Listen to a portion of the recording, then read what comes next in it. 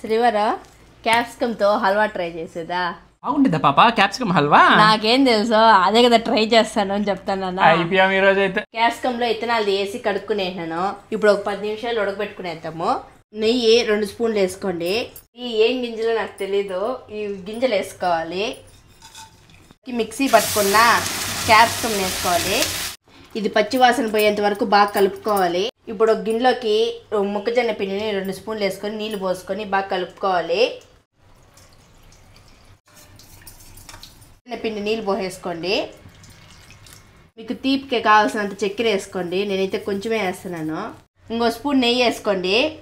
Capsicum halwa అయిపోయింది. ప్లేట్లోకి తీసేసుకుందాము. దీనిపైకి బాదం పప్పులు వేసుకోండి, బాగుంటుంది. శ్రీవారు టేస్ట్ చేద్దురా. క్యాప్సికమ్ హల్వా ఎప్పుడు తినింది లేదు, ఏమైపోతుందో ఏమో. రేపు కానీ వీడియో పెట్టకపోతే నా